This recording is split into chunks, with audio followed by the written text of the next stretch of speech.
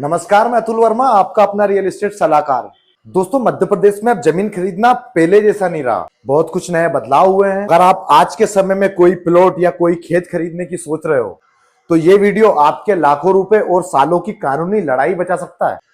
आज मैं आपको बताऊंगा कि रजिस्ट्री से पहले और रजिस्ट्री के दौरान और उसके बाद आपको क्या क्या करना चाहिए। कि जमीन आपको पसंद आने के बाद तुरंत जोश में आकर एडवांस कभी मत दीजिए। सबसे पहले तो उस जमीन की कुंडली निकलवाइए। एमपी भूलेख करके गवर्नमेंट की वेबसाइट है, अपने फोन पे उस वेबसाइट को ओपन कीजिए।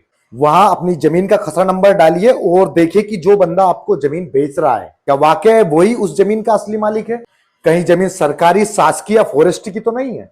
और इसके तुरंत बाद आप एक दफा बैंक के चक्कर भी लगा लीजिएगा। एक बार आप बैंक जाकर यह पता कीजिए कि इस जमीन पे, जो जमीन आप खरीद रहे हैं, उस पर कोई लोन तो नहीं चल रहा है। अगर बैंक लोन देने के लिए तैयार है तो समझो जमीन 90% साफ है।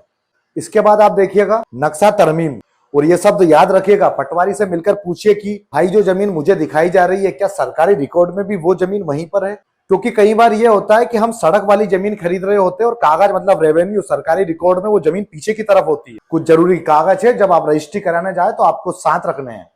पहला, आधार कार्ड और पैन कार्ड जिसके नाम से रजिस्ट्री होने वाली हो उसी का। दूसरा, B1 और खसरा, ये लेटेस्ट वाला होना चाहिए, 6 महीने पुराना नहीं चलेगा। समग्र आईडी, एमपी में अब इसकी भी जरूरत पड़ती है। तीसरा, 2 गवाह यानी कि विटनेस जो आपको जानते हो, जिनके पास खुद का आधार कार्ड हो।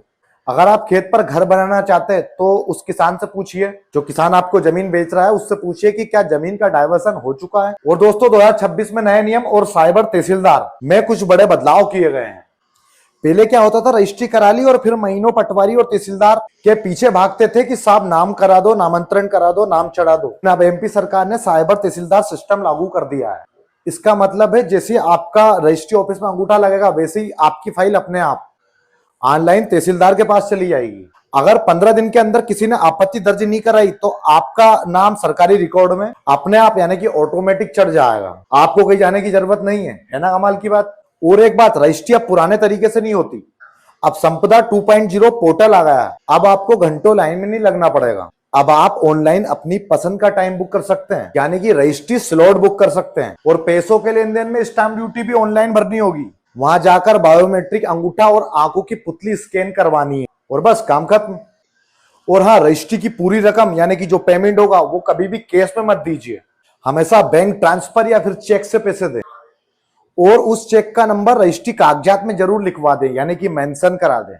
कल को अगर बाई चांस कोई लफड़ा होता है तो आपके पास पक्के एविडेंस यानी कि सबूत रहेंगे कि आपने पैसे दिए थे। तो दोस्तों, जमीन लेना कोई बच्चों का खेल तो है नहीं, पर आप अगर ये नियम मानते हो तो कोई भी आपको ठग नहीं पाएगा। अगर आपके मन में कोई भी सवाल हो, चाहे वो नामांतरण को लेकर हो या कोई विवाद को लेकर, तो नीचे कमेंट में लिखिए, मैं हर कमेंट का जवाब दूंगा। और वीडियो अच्छा लगा हो तो लाइक करो और ऐसी रियल एस्टेट जानकारी के लिए मुझे फॉलो करें।